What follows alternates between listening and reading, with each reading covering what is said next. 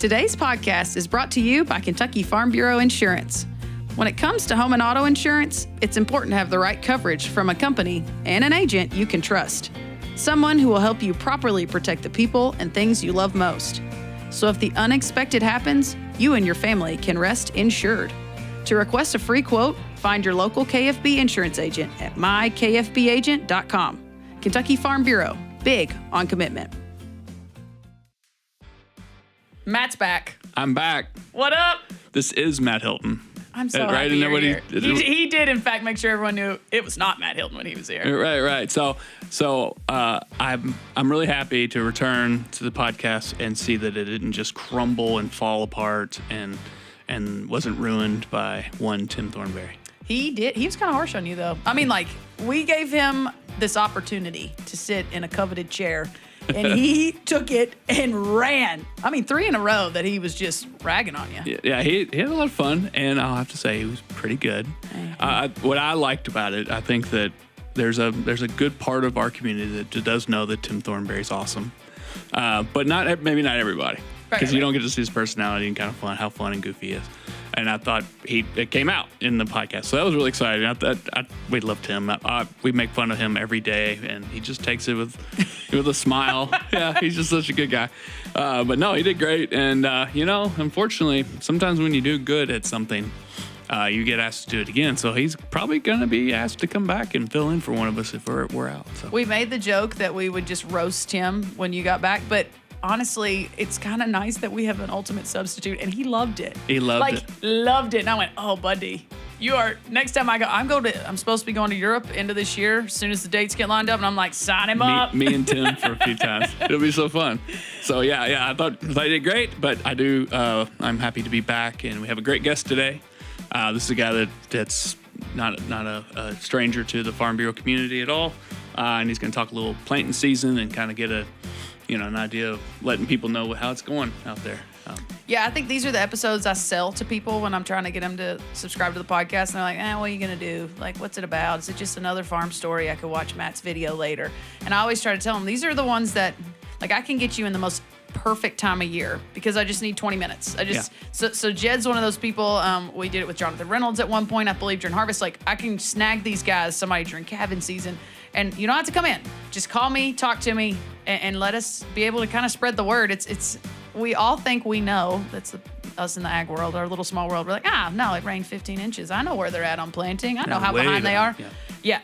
Just wait till you listen. Not correct. And for certain areas, different areas are different. But funny thing, I get that feedback every time we post one of these. They're like, oh man, I really thought I knew that. And I was like, yeah, well, even your most Facebook kind of farms probably not posting during their busiest time of year. So it's kind of a cool way to keep ag up to date with ag across the state. Mm-hmm. Yeah, and Jed, you talk about a guy that really gets how to do his business. I mean, he's a businessman for sure, and plus / farmer, and he's just diversifying more as we learned today too. So great representative. He's also part of Gen Bridge, which we'll talk a little bit about. So I think the listeners will love this one today. So. Yeah, for sure. So without further ado, we'll get you guys to Jed. I'm Renee Carrico. And I'm not Tim Thornberry. And this is Between the Rows.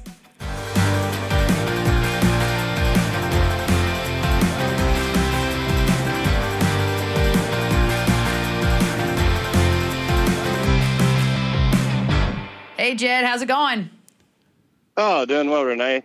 Well, thanks for coming on to the old podcast. And, we both know you pretty well from all your winning Farm of the Year, and I've been out at your place a couple times for different things. So, but we're on the phone today for a reason, because you're pretty busy right now, huh? Oh, yes, as well as many farmers across the Commonwealth. But we've had a good spring. We did, a lot of people were affected by the 15 inches of rain we had earlier in April, which did affect us as well. And but after that, things have dried out real good and let us get along with a lot of progress in planting this the month of April. Yeah, just for me, I'm a city boy that works at Farm Bureau. I always say on this, 15 inches of rain all at once. How do you even process that as a farmer when you're out there and you have you planted already? Did you not plant yet? Like, where were you when that was going on? And how do you just process that when you're sitting there seeing this just some immense amount of rain? We did have some planted. We had about 450 acres of corn and about 90 acres of beans. And once we saw the forecast, it was forecasted we had quit the Friday before the rain started the week after on the Thursday. But we were more concerned about a rain event that was coming in on a Sunday night before that. But so we quit planning early, which was to our benefit. And then we, of course, saw what was going to happen with the 15 inches of rain and didn't continue. But it's kind of it's out of your control, as a lot of things in farming is. And that's just one of the things you have to learn, I say, is you control what you can and don't worry about the uncontrollables. And to me, that's the uncontrollable. But it did devastate. We were pretty fortunate. We did have to replant the crop that we planted before the rain came. But as far as the flooding and our wheat crop and our canola crop, it didn't have any damage from it, where I know other parts of the state, talking to other producers, did have quite a bit of damage to their wheat crops from it. Well, you've done a great job. I think you've listed 4 crops just in the first 2 questions. So for those that we just forget, not everyone knows you like we do. For those that don't, talk to us. Where are you physically at, and what all do you all do on your farm? That might help people kind of understand the kind of demographics of what we're talking about. We're in Graves County, far western Kentucky, south of Mayfield. We grow typical farm. We grow corn, soybeans, wheat. Started in canola last year was our first crop. We harvested it in early June. We're on our second year of canola this year with that crop. And we grow wheat. We also raise tobacco. And I'm a seed dealer as well. I work for a company selling seed and chemicals as well. So we have that going on. And then here this year, too, we're looking at putting in some chicken barns for Tyson, 8 barns of that. So we're trying to diversify our farm just a little bit more with that move. Incredible. So I'm going to ask the question that I'm sure even the farming listeners are going to ask from different parts of the state.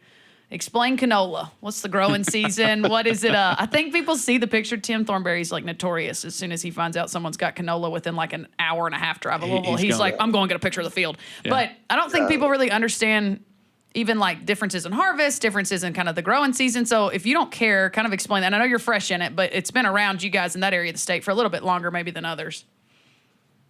We can sum it up by just saying it's about a 15-day earlier crop than wheat. And what I mean by that is our planting date on it's about 15 days earlier than wheat is. Our harvest date is about a week to 2 weeks earlier than wheat is. And that's how it was last year.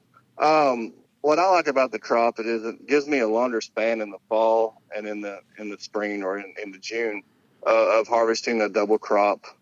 And so that gives me a longer window to put more winter crops on acres that I typically wouldn't have the time to do. So it just gives us a little more opportunity to capitalize on that, having winter crops.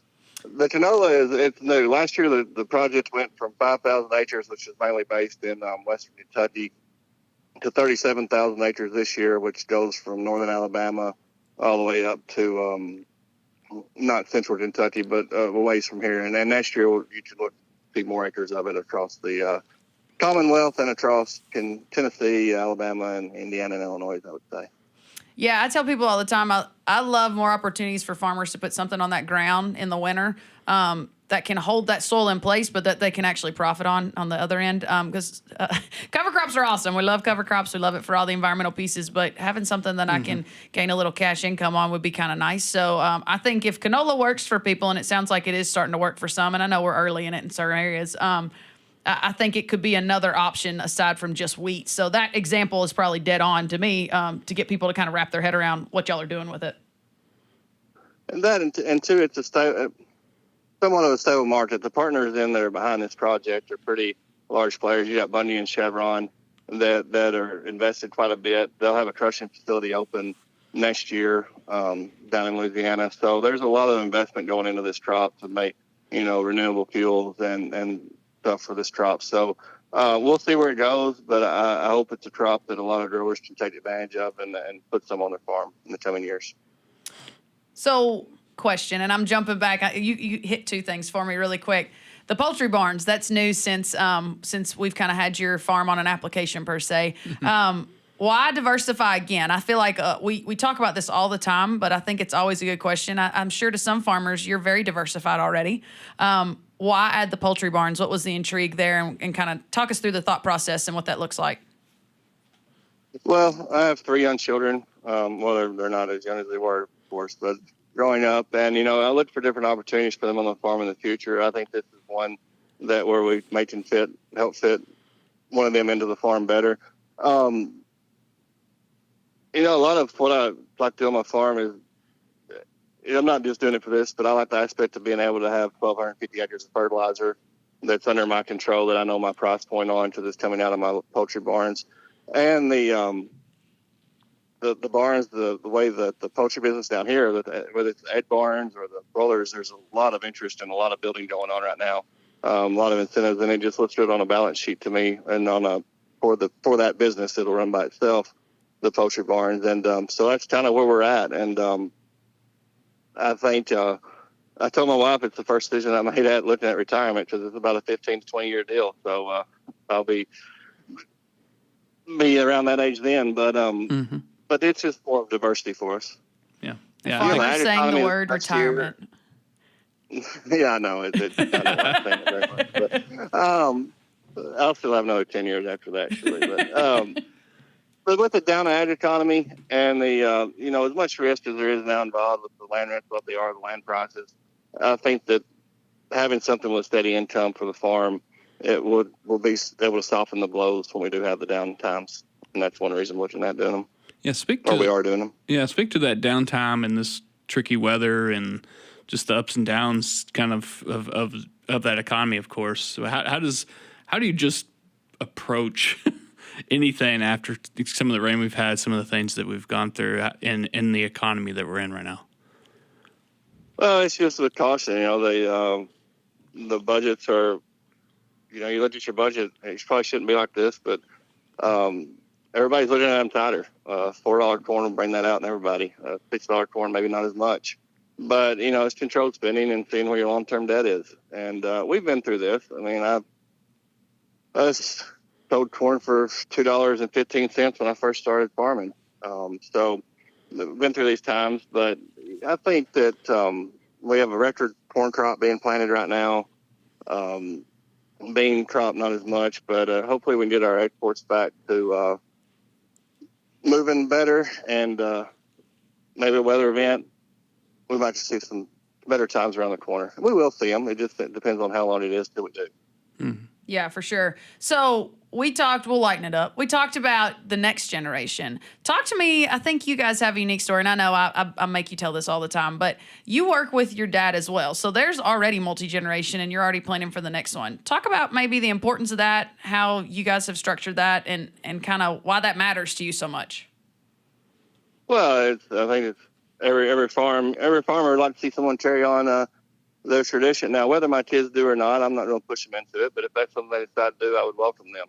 And if it's either a spouse of theirs either. But my dad started the farm back in the mid-'70s, and when I came on in '98, we're not a partnership. I've got my acres, he's got his acres, and I manage mine. I'm in charge of all my marketing, and he does his the same way. So I think that is a healthy way that we structured our farm. That way there's no looking back, why did you let me do this, or why did I do that? It's all my decision. So I think that's helped. I think for me personally, that's helped me grow as a farmer, being able to be responsible for what I'm doing and not having anybody I'm having to follow under. Mm-hmm. Yeah, almost a teaser for next week's podcast that we might have recorded earlier. She had a really good example of saying, like, if you don't have a piece in the decision making as a young person, whether you're in high school or a young farmer, it's hard to learn farming.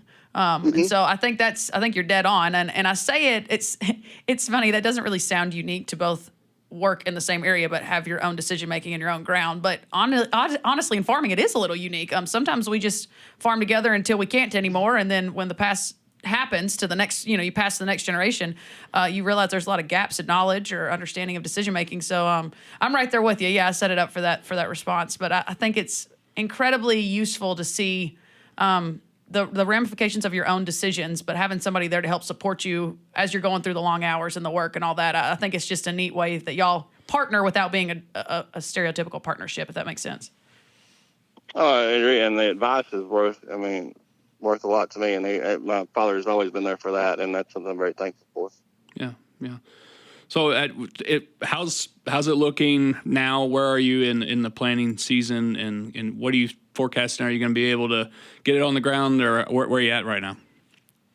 We're actually, I talked to my father the other day, we probably got more acres than we've ever had planted at this point in the year. Wow. After the 15 inches of rain, we were out for about a week, and then after that, we've been had a few rains just like we got last night, 3/10, half an inch, and been relatively back in the field pretty quick. But our corn crop is about 95% planted. Our bean crop, of course, we have a lot of double crop beans, but we're probably 80% done with our single crop beans that won't be behind a canola or wheat. So we are it's turned around real quick from the weather we had the first of the month, but the corn stand looks really good. We've had with the dry weather, emergence has been good on everything. Don't have any beans up yet. They should be coming up here in the next couple of days, but I wouldn't expect much difference in them. There is a shot of some severe weather tomorrow afternoon, so we'll see if we're to catch a 2-inch rain or something like that. That should hurt them a little bit, but been very happy with everything so far. Well, we got some bottoms we'll get into next week, and then before you know it, we'll be into canola harvest, and that'll go from there, and then the wheat. Yeah, you keep diversifying. You're literally gonna be. That's probably how you want it. You'll be in the field all year round. But well, you gotta stay busy. There you go. Okay, question for you. When we're talking about how far you are in planting and everything like that, talk to us about the seed business side. And I'm not asking for other details, but I'm just curious. That's a structure that, especially in the Midwest, people are really used to, like kind of the farmer dealer vibe. How do you balance some of your guys that maybe did have to do a lot of replanting, or how do you balance getting seed to where it needs to go, or chem, whatever it is? How do you balance that while you're trying to get your own crops out? It's a struggle, and I probably didn't look into that close enough before I got into the business. But after that years, we learned how to manage it. But there's times I jump off a tractor to load seed for people or get them soybeans and stuff, and that's just how I tell that when I decided I wanted to do this, that was just part of what came along with it. We've added some labor since then, which has helped out a lot. To take place of me being on some time with the seed business, but it does diversify us there. I like the business as well because you kind of get a inside knowledge of what's going on in that realm. And I've always serving on the soybean board and other boards I've been on. I've always enjoyed having that. I won't say it's anything that anybody else don't know, but being in those meetings and talking to those people with what's coming out next. So it's always been a privilege to do that. And talking about you're part of a program here at Farm Bureau too, right? So talk about Generation Bridge and yes. your role in that, and what does that look like? Oh, it's been a great program. I've been on, this will be my 5th year and my last year. This year I've served as chairman, and it's been great to reconnect with a lot of people that I went through Young Farmers with, just to be back and doing stuff and things in D.C. and I guess getting to more reacquainted with Farm Bureau again. Of course, I've served on a county Farm Bureau for probably 20 years now. I was president until last year and stepped down, and Farm Bureau has always been a strong organization in our county, and it's always been a good organization for farmers and sharing their voice with whether it's Frankfurt or Washington D.C. or any other agriculture issues that come up in the state or the nation. Yeah, you're not here yet, but it's weird to age out. I've felt it with other I've seen this with farmers, like they age out of the young farmer age. I've actually done that. I'm not part of it because I work at Farm Bureau, but so it's neat to just have somewhere for these folks to land and be involved and still get to have their voice heard, be active, and go to programs and learn things, right? Oh, of course. And, as farmers, I don't believe you ever stop learning, or you don't ever want to. And, being around the type of information that Farm Bureau has and the connections they have with legislators, and that, I won't say mine, but knowing that we can call Farm Bureau and they have somebody that can reach out to any of our congressmen in a heartbeat and get our issue told to that congressman is worth a lot. Mm-hmm. Yeah, for sure. And a shameless plug. We obviously picked Jed because he's planting, and we thought this would be a good time for this time of year. But another shameless plug is the Generation Bridge and the Young Farmer Summer Outing are both happening in the same city. So for any of you that are on the borderline and you're trying to figure out which events to go to, or you got friends in both, or maybe kids one age and you're another, it's kind of cool. They're going to be in the same location this year, and that's in Covington, correct? Yes, it is, and we're looking forward to it. I believe it's the weekend of the 13th. Of July, but yeah, it should be a great turnout. Look forward to joining the young farmers, and I tell people though we're Generation Bridge is still young farmers. We're the older of the young farmers. And, so I don't want to, we're still a fun group, so come hang out with us, and I look forward to it. I think that putting them both together will allow some communication there and networking there. So I look forward to the outing. If you stay young in heart and young in mind, you're always a young farmer, right? Yes. Somebody said it well. It might have been at one of the staff meetings. We're in big meeting mode. You guys got in the field, and they decided all of us should be back in the office, so they're sticking us in all these meetings, catching up. But somebody said the other day, we are at the same place, but we're also still separate, and I think that's not in a bad way. I think it's in a good way. Like, you come together for certain parts, but there is the pieces. Everybody gets to do their fun social activities in the evenings, but then there's a lot of farm tours you're all going to be together at, and eggs and issues you'll be together. But the breakouts, you're at different stages of farming, so the breakouts are different. I think it's kind of neat how they've structured it. Oh, of course. And, we're just showing the young farmers the example of what they can become, Exactly. If they hang around with Generation Bridge. But that's a lame joke. But anyways, yeah.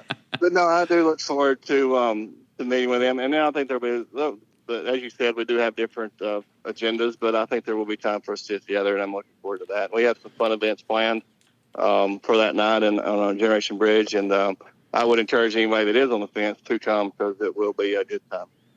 Perfect. Well, hey, Jed, we don't want to hold you up much longer. I know y'all got a little rain, but as you said before we started recording, all that means is you got time to fix the things that are broke. So we will be conscious of that. But I cannot thank you enough. And it's funny. I love doing this, and the podcast is a good way to do it. But if you asked anybody in our part of the state, Central Kentucky, if West Kentucky, where they're at on planting, if they hadn't talked to any of you guys, they would assume behind. Like, oh, those guys are behind. So these are the kind of reasons why we like having these calls, and we like getting these podcasts out quick. We're recording this, and it's coming out the very next Monday. So people are kind of understanding where you guys are at, and I think it just helps the flow of communication. So I can't thank you enough for taking time for us in what I know is a busy time of year. Well, anytime, and we've got this crop off to a good start, and hopefully it continues. All righty. Well, appreciate you, sir. Thank you, Jed, and thank you, listeners.